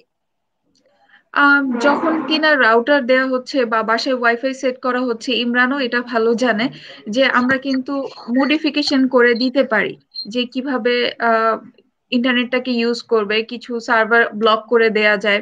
এছাড়া হচ্ছে আমার মনে হয় যে আমরা যদি ফ্যামিলি টাইমটা বেশি দেই বা আমরা যদি নিজেরা নিজেদের ফ্যামিলিদের মধ্যে একটু সময় দিই, তাহলে মনে হয় যারা ইয়াং ছেলেপেলেরা আছে বা ইয়াং টিনেজ যারা আছে তাদের মধ্যে একটা অ্যাটাচমেন্ট ক্রিয়েট হবে, সো দ্যাট তারাও ওই সেন্সটা তাদের মাথায় কাজ করবে যে হ্যাঁ, আমি এই কাজটা করব, ভিডিওটা তো আমার বাবাও দেখবে, ভিডিওটা তো আমার কাজিনও দেখবে। সো ওই সেন্সটা তাদের মাথায় হিট করতে হবে। এটাকে আমি একবারে প্রোটেক্ট করতে পারবো না, বাট হ্যাঁ, বাবা মারা এই সিকিউরিটিটা অ্যাডপ্ট করতে পারে। এবং বাইরের কান্ট্রিতে কিন্তু অনেক open, but they are very strict regarding their age, যে তুমি এই এজের আগে ইউ ক্যানট টাচ স্মার্টফোন, বা তুমি এই এজের আগে ইউ ক্যানট ইউজ ল্যাপটপ। এখন কিছু কিছু জায়গায় ওপেন করে দেওয়া হয়েছে। আমার নিজের বোন আছে, ওরা কিন্তু 18 না হওয়া পর্যন্ত বা 19 না হওয়া পর্যন্ত ওরা কিন্তু গাড়ির চাবি ধরতে পারে না। ঠিক আছে, ওদের নিজেদের বাবা মাই ছেলে মেয়েদেরকে বলে যে তোমার এখনো এইজ হয় নাই যে তুমি এটাকে ধরবা, তুমি 18 পাস পার করবা, দেন তুমি একটা রিওয়ার্ড পাচ্ছ যে তুমি গাড়ি ড্রাইভ করতে পারবা। ওকে ফাইন, তুমি এখন এটা করেছো, now you can access on wifi, we have no issues. তুমি এখন নিজে বোঝো। আর আরেকটা জিনিস বলবো, এই সচেতনতার ব্যাপার নিয়ে যদি কথা হয়, সেক্ষেত্রে আমাদের নিজেদেরকেও ডিসকাস করতে হবে যে এটা হইলে এটা করতে হবে, বা মানে কি বলে এটাকে, সচেতনতামূলক পড়াশোনার যে একটা ব্যাপার আছে, বা ডিসকাস করা ওপেনলি যে আসলে কি হয়, প্রস এন্ড কনস কি। তো এই যে ওপেন ডিসকাশন, এটা কিন্তু আমাদের দেশে নাই, খুবই কম, খুব মুষ্টিমেয় মানুষজন এইসব নিয়ে কথা বলে। সেক্সুয়াল হ্যারাসমেন্ট থেকে শুরু করে বিভিন্ন যে টপিক গুলো আছে, এগুলো কিন্তু আমরা সামহাউ স্কিপ করে যাই, শাই ফিল করি, বাট এগুলো নিয়ে আলোচনা করি না। আর যারা করেন তারাও হচ্ছে গিয়ে আফটার সাম টাইম অফ হয়ে যায়। সো এই জিনিসটা আরেকটু অ্যাডপ্ট করতে হবে সবাইকেই, যে হ্যাঁ, এটা নিয়ে সাইবার সিকিউরিটি প্লাস হ্যারাসমেন্টের যে ব্যাপারগুলো আছে, কিভাবে হ্যারাস হয়, বা এই হ্যারাসমেন্ট থেকে কিভাবে আমরা ইয়ে করতে পারি। এবং হচ্ছে আপনি যদি সোশ্যাল মিডিয়াতে কোনোভাবে হ্যারাসমেন্টের শিকার হন, আমরা কিন্তু সেটার এগেনস্টে গভর্নমেন্টের কাছে আপিল করতে পারি। আমরা সেটা জানি কিনা আমি জানি না। তো এই ধরনের যে প্ল্যাটফর্ম গুলো আছে আমাদের দেশে, অনেক ছেলে বা মেয়ে হয়তো ভালোভাবে ইউটিলাইজ করতে চাচ্ছে, বাট তার মানে সহজ সরলের সুযোগ নিয়ে অন্য কেউ হয়তো এটাকে মিস ইউজ করছে, ম্যানিপুলেট করছে। তো তখন কিন্তু ধন্যবাদ আপু আপনাকে। আসলে সারাউন্ডিংটা অনেক বেশি ইম্পর্টেন্ট আমাদের জন্য, কারণ এই যে নাবালক বা দেখা যাচ্ছে তরুণ যারা যারা এখনো ছোট বা যারা খুব সহজ সরল, তারা কিন্তু সহজেই তার সারাউন্ডিং কে দেখে প্রভাবিত হতে পারে যে অমুকে তো করছে, তাকে দেখে আমিও শিখছি। আসলে অনেকগুলো বিষয় আছে, IT related, social media related অনেক ব্যাপার আছে। তো জুয়েল ভাই, আপনি কাছে যেতে চাই, এই যে আপু কথা বলছিল সিকিউরিটি নিয়ে, যে আইনি সহায়তা পেতে পারে, প্লাস আমরা জানি যে সোশ্যাল মিডিয়া ফেক আইডির মাধ্যমে অনেক ধরনের হ্যারাসমেন্ট কেস হয়েছে এবং স্টিল হচ্ছে, এবং এই লাইভ যারা দেখছেন হয়তো তাদের কারোর সাথে হয়েছে বা হচ্ছে, বা আল্লাহ না করুক সামনে হতেও পারে। তো সেই ক্ষেত্রে কি ধরনের আইনি সহায়তা আছে? সেটা কি কেবল পুলিশের মাধ্যম থেকে আমরা পাবো, নাকি আমরা ব্যক্তি হিসেবেও কিছু সহায়তা করতে পারি? না, ব্যাপার হলো যে আইনি সহায়তার ক্ষেত্রে যেটা হয় সেটা অবশ্যই একটা মানে প্রসিডিউর হয়ে যেতে হয়, যে আমাদের মানে 57 নামে একটা ধারা আসছে সাইবার ক্রাইমে। আপনার বেশ কিছু মানে আপনার সাইবার ইউনিট আছে পুলিশের, এবং অন্যান্য বাহিনীদের সাথেও মানে এই ধরনের সাইবার ইউনিট আছে। তবে গেটওয়েটা অবশ্যই থানা পুলিশ, স্থানীয় পুলিশ, এভাবে করে প্রসিডিউরটা মেনেই আপনাকে যেতে হবে। আর মূল বিষয়টা হলো যে সাইবার ক্রাইম বা এই ধরনের সাইবার যে আপনার যে সমস্যাগুলো হচ্ছে, তার প্রধান প্রতিকার হলো যে আপনি অচেনা অজানা কারোর সাথে এমন কোন সম্পর্কে বা এমন কোন বিষয়ে আপনি লিপ্ত হয় না যেটা আসলে আপনাকে ঝুঁকির মুখে রাখবে। হ্যাঁ, মানে আপনার ব্যক্তিগত সুরক্ষাটা ব্যক্তিগতই, কারণ যখন সেটা যতই মানে সেটা বিরুদ্ধে ব্যবস্থা নেন না কেন, আলটিমেটলি তো আপনার সেটা অলরেডি ক্ষতি হয়ে গেছে, তাই না? ক্ষতি হয়ে যাওয়ার পরে ব্যবস্থা নিয়ে আসলে ক্ষতিপূরণ তো হয় না, বিশেষ করে সামাজিক যোগাযোগ মাধ্যমগুলোতে যেগুলো হচ্ছে। আর আমি যেটা যুক্ত করবো, আমার অনেকক্ষণ ধরে ভাবছিলাম যে আসলে আমাদের একটা বিষয় জানা রাখা দরকার, সেটা হচ্ছে বিগ ডেটা অ্যানালাইজেশন নামে একটা ফ্যাক্ট কিন্তু বর্তমানে অ্যাভেলেবল, যেটা নিয়ে আসলে শুরুতে আমরা কথা বলেছি যে artificial intelligence not exactly fact, big data analysation একটা ফ্যাক্ট আছে। এবং ফোনের যে আপনি যে ক্যামেরার কথা বললেন বা এই ধরনের, আসলে এই ডিভাইস গুলো অন থাকে। হ্যাঁ, যেহেতু অন থাকে, সো এটা এখন পর্যন্ত ইন্টারন্যাশনালি কোথাও প্রুফ হয় না যে এটা আমাদের ক্যাপচার করছে কিনা। তবে এটাও অসম্ভব বা ঝুঁকিমুক্ত আমরা সেটা কিন্তু বলা যাবে না। হ্যাঁ, যেহেতু এই ডিভাইসটা আমার সাথে আমি খুলে রাখছি না, হ্যাঁ, ফোনের সাথে আছে, সো ফোনের চার্জ থাকা মানে এটা অন আছে। হয়তো আমি অ্যাপ্লিকেশনে সেটাকে মানে ওপেন করে দেখছি না, কিন্তু এটা তো অন আছে, তাই না?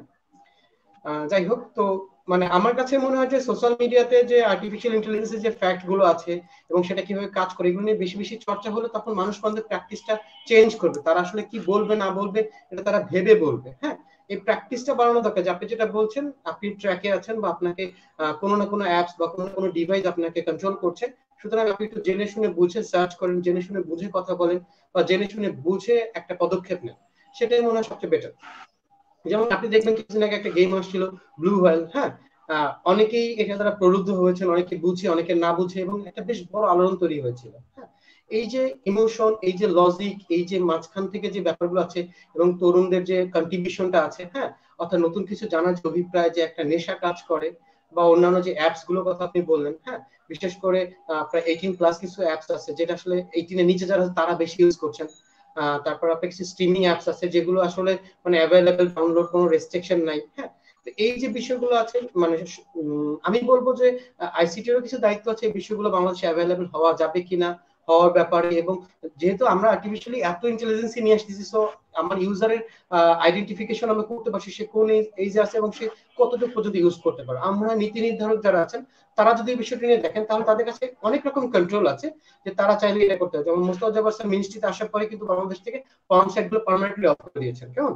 সো এই ধরনের অনেকগুলো পদক্ষেপ আছে, যদি যারা চান, সদিচ্ছা থাকে, তাহলে কিন্তু সম্ভব, অনেক কিছুই সম্ভব। এবং এর সাথে সাথে যে সকল লাইভ স্ট্রিমিং এর অ্যাপ গুলোর আমি কথা বললাম সেগুলো অবভিয়াসলি 18+, এবং সেগুলো কিন্তু তত্ত্বাবধানে আছে। তবে আমার যেটা পার্সোনালি মনে হয় যে তত্ত্বাবধানে না রেখে সেগুলো আমাদেরকে আসলে মানে পারমিশন না দেওয়াই উত্তম হবে।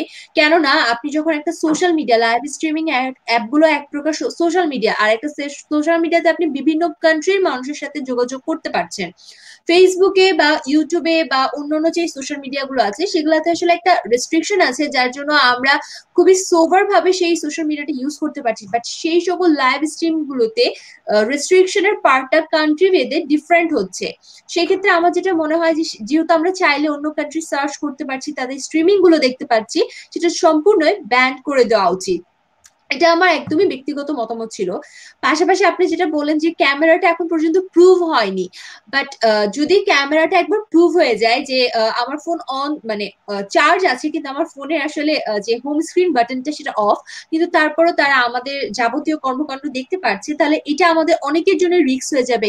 কেননা আমরা কিন্তু মোবাইল ফোন নিয়ে অনেকে ঘুমাতে যাই, অনেকে আমরা মোবাইল ফোন অনেকভাবে ইউজ করি। তো আমাদের জন্য এটা ব্যক্তিগতভাবে যেরকম রিস্ক হচ্ছে, আমাদের তেমনি মান সম্মানের ক্ষেত্রেও এটা অনেক বেশি হানিকারক হয়ে যাবে। এর পাশাপাশি আপনাকে আরো একটা প্রশ্ন জিজ্ঞেস করতে চাচ্ছি, সেটা হচ্ছে কিছুক্ষণ আমরা বলছিলাম যে আমাদের সেই রোবোটিক্স এর জন্য একটা বাজার নেই যেখান থেকে আমরা জিনিস কিনতে পারবো। যেমন আমরা জানি আমাদের যদি কাপড় চোপড় কেনার প্রয়োজন পড়ে, আমরা নিউ মার্কেট, গাউসিয়া কিংবা আমরা ইসলামপুরে চলে যাচ্ছি। আমরা অনেক বাল্ক অ্যামাউন্টের কেনার জন্য আমরা চক বাজারে চলে যাচ্ছি। আমরা অনেক জায়গায় শপিং করতে পারছি, কিন্তু যখনই চলে আসছে এটা রোবোটিক্স এর, যেমন অনেক ছোটখাটো আমাদের জিনিস লাগছে যেগুলো আমরা কোথায় পাবো জানি না দেখে হয়তো বিদেশ থেকে আমদানি করতে হচ্ছে, কিংবা দেখা যাচ্ছে সেটা নাই দেখে উচ্চ দামে অন্য কারোর কাছে কিনতে হচ্ছে, কিংবা কোনো কিছু না পাওয়ার জন্য আমরা রেখে দিচ্ছি যে কাজটা আর করছে না। তো আসলে এগুলোর একটা বাজার তৈরি করা উচিত কিনা, যদি সেটা বাজার তৈরি করা হয় তাহলে সেটা কিভাবে করা উচিত আপনার মনে হয়? কিছু কিছু উদ্যোক্তারা কিন্তু অলরেডি রোবোটিকের প্রোডাক্ট নিয়ে কাজ করছেন। হ্যাঁ, বাট আমাদের মধ্যে সচেতনতা বা জনপ্রিয়তা না হওয়ার কারণে রোবোটিক প্রোডাক্ট নিয়ে যারা কাজ করে উদ্যোক্তা ছিলেন তারা কিন্তু মানে বাজার হারাচ্ছেন। হ্যাঁ, আমি গত কয়েক বছর আগে দেখেছি যখন ই কমার্সটা মাত্র শুরু হয়, জোয়ারটা শুরু হয়, তখনও কিন্তু রোবোটিক প্রোডাক্ট নিয়ে বাজার হয়েছিল।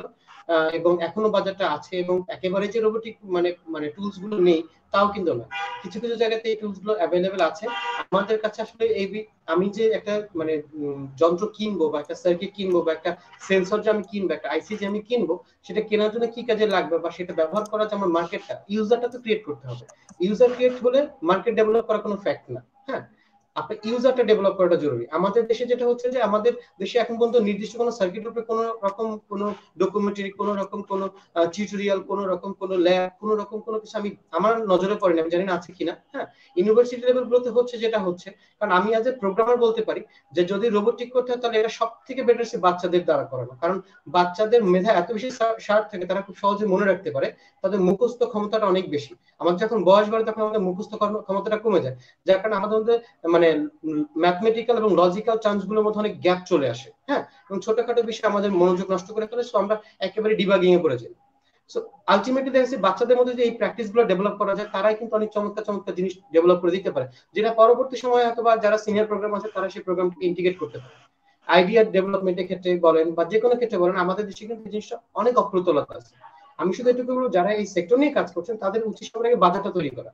আপনি রোবোটিক টুলস গুলো যে ধন্যবাদ নিয়ে আসবেন। আপনাকে, অসংখ্য ধন্যবাদ। আসলে খুব সুন্দর কথাগুলো শুনছিলাম। তো আমাদের মানে সময় সংক্ষিপ্তর জন্য আরো দুটো প্রশ্ন আছে, যে দুটো প্রশ্ন আমি আসলে না করলে আজকে এখান থেকে যেতে পারবো না। তো সেই দুটো প্রশ্ন খুবই ছোট করে করব। প্রথমেই হচ্ছে ভাইয়া আপনার কাছে করছি, আমাদের ইমরান ভাইয়া, সেটা হচ্ছে বিগ ডাটা নিয়ে কথা উঠলো। সো বিগ ডাটা কিন্তু আমরা অনেকে এখনো জানি না যে কোথা থেকে করা যেতে পারে বা এটা কতটুকু ইম্পর্টেন্ট, বা এইটার আসলে বাজারটা অনেক আগে তৈরি হইলেও আমরা এখনো অনেকে এই বাজারটাতে এন্ট্রি করতে পারিনি। সো বিগ ডাটা নিয়ে আপনার যদি কিছু গুরুত্বপূর্ণ মন্তব্য সংক্ষেপে আমাদেরকে জানাতেন।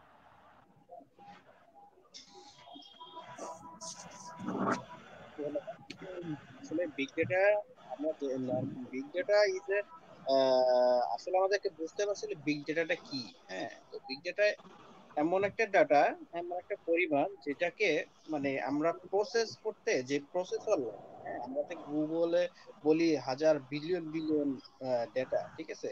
তো এই ডেটাগুলা যখন প্রতি সেকেন্ডে সেকেন্ডে জেনারেট হয়, তখন এটাকে তো প্রসেস প্রসেস করতে হয়। তো তো যখন প্রসেসর এই প্রসেস করতে পারে না, তখনই এই ডেটা গুলাই তার জন্য হচ্ছে বিগ ডেটা হয়ে যায়, ঠিক আছে? তো এই কনসেপ্টটা আসলে চলে আসছে এখান থেকেই। আর আমাদের রিসোর্স প্লাস হচ্ছে এইটার অপরচুনিটি এবং কিভাবে আমরা ম্যানেজ করব, হ্যাঁ, এটা আসলে ফিউচার ফিউচারের কথা। কারণ হচ্ছে আমরা বড় বড় কোম্পানি ফেসবুক, গুগল, হ্যাঁ, এরা হচ্ছে এটা নিয়ে ভাবছে এবং তাদেরই এটা দরকার। কারণ হচ্ছে তাদেরই প্রতি সেকেন্ডে বিলিয়ন বিলিয়ন ডেটা গুলা জেনারেট হচ্ছে, ঠিক আছে?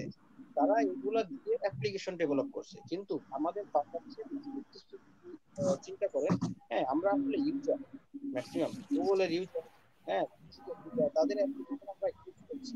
হ্যাঁ, যেমন এখন আমরা আসলে ফোর্থ ইন্ডাস্ট্রিয়াল রেভলিউশন আমরা বসবাস করছি, ঠিক আছে? এখানে শুধুমাত্র বিগ ডেটা না, আর্টিফিশিয়াল ইন্টেলিজেন্স আছে, ব্লকচেইন আছে, ধন্যবাদ আপনাকে ভাইয়া। আসলে অনেক কিছু আছে, আছে যেগুলো ঠিক আছে? সম্পর্কে আমাদেরকে জ্ঞান রাখতে হবে এবং এটা অরিজিন সম্পর্কে আমাদেরকে জানতে হবে। এবং শেষে একটা প্রশ্ন আপু আপনার কাছ থেকে জানতে চাচ্ছি, সেটা হচ্ছে ভেরিফাইড ব্লু মার্ক, যেটা ফেসবুক পেজ গুলোতে ইউজ করা হয়, প্রোফাইল গুলোতে ইউজ করা হয়। বাট কিছু চক্র আছে তারা অনেক মানে ফেসবুকের চোখে ফাঁকি দিয়ে সেই ব্লু মার্কটা করে ফেলছে, এবং এই ব্লু মার্কটা করার পরে সে অন্যদের প্রতারণা করছে যে আপনি আমাকে যদি 10,000 বা 20,000 টাকা দেন, আমি আপনার ফেসবুক প্রোফাইলটা ব্লু মার্ক করে দিব, এবং দিন শেষে তারা সেটা নিয়ে পালিয়ে যাচ্ছে। এই চক্রটার বিরুদ্ধে বা এই চক্রের সাথে আমরা কিভাবে মোকাবেলা করতে পারি, খুবই সংক্ষেপে আমাদেরকে এটা একটু বলে শোনান। আচ্ছা, তো এই ক্ষেত্রে আমি বলবো অনেক সময় যে ব্লু মার্ক মানে ভেরিফাইড যে সাইনটা আমরা ফেসবুকে দেখতে পাই, আপনার গুগলে কিন্তু প্রচুর ডেটা ওরা হচ্ছে ক্যাপচার করে রাখে। তো ওই নামটা দিয়ে যখনই আপনি হচ্ছে গুগলে সার্চ দিবেন, তাদের কিন্তু রিভিউ আসতে থাকে এবং ওই রিলেটেড বা ওই কোম্পানিটার ডিটেলসটা কিন্তু আমরা পুরোপুরি দেখতে পাই। যেমন হচ্ছে, আমি ভেরিফাইড এত কিছু কোনো বিষয়ে যাব না, এটা তো ফেসবুকের একটা ইস্যু। আমি সিম্পল ইন্ডিয়া থেকে একটা কিছু বাল্কে কিছু প্রোডাক্ট অর্ডার দিয়েছিলাম। তো তখন আমি ওই লোকটার পেমেন্টটা আমি করে দিয়েছিলাম, আমি জাস্ট রিয়েল লাইফ স্টোরি দিয়ে বলছি। করে দেওয়ার পরে সে আমার ফোন পিক করছিল না। তখন আমার কাছে জিনিসটা, আমি আগেও কয়েকবার ট্রানজেকশন করেছি ওই জোন গুলোতে এবং they were like very good, but এই একটা জায়গায় গিয়ে আমি খুব বাজে একটা সিচুয়েশনে পড়ে যাই। তো আমার অর্ডার ছিল প্রায় 20-30টার মতো, এন্ড আমি অর্ডার একদম ফুল পেমেন্ট করে দিয়েছিলাম। তো আফটার দ্যাট সে হচ্ছে আমার ফোন পিক করে না, সে জাস্ট আমাকে টেক্সট দিল, আমার বাবা খুব সিক, আমি তোমার সাথে এখন কমিউনিকেট করতে পারছি না, I will talk with you later. After that say 1 মাসের মধ্যে কোনো কমিউনিকেশন করে নাই। তখন আমি তার ফোন নাম্বার এবং তার যে ফেসবুকের যে লিঙ্কটা ছিল ওটা দিয়ে আমি না ডেটা সার্চ করা শুরু করলাম ফেসবুকে। এবং আমি বেশ কিছুক্ষণ পরে দেখলাম স্ক্যাম স্ক্যাম স্ক্যাম, মানে ও যে একটা স্ক্যাম, ওই রিলেটেড অনেকগুলো টপিক এসছে। আমি ওর ফোন নাম্বার দিয়ে সার্চ করেছি এবং এটাকে তো একটু ডিপ সার্চ করতে হবে, এমন না যে ফার্স্ট পেজেই চলে আসলো। বাট ওই যে নাম্বারটা দিচ্ছে বা ওই যে নেমটা ইউজ করছে, ওইটার এগেনস্টে আমরা অনেক রিভিউ পাবো, এই রিভিউ গুলোকে আমাদের দেখতে হবে। Before we pay. ধন্যবাদ আপু। হ্যাঁ, খুবই সুন্দর একটা জিনিস শিখলাম, যেটা হচ্ছে ব্লু মার্ক নিয়ে। দর্শক যেহেতু সময় শেষ, তাই হচ্ছে আমরা খুব তাড়াতাড়ি করে সবগুলো প্রশ্নের উত্তর নিয়ে নিয়েছি। তবে দর্শক প্রত্যেকের জীবন কিন্তু প্রত্যেকের কাছেই মূল্যবান, তাই সামাজিক মাধ্যম হয়ে উঠুক সকলের সেতু বন্ধনের কেন্দ্রস্থল। সবাইকে শুভকামনা জানিয়ে বিদায় নিচ্ছি আজকের এই অনুষ্ঠান থেকে। আমি তমা রশিদ, এবং আগামীতে আবারও দেখা হবে। আজ এই পর্যন্তই। ততক্ষণ সবাই সুস্থ থাকুন এবং ভালো থাকুন।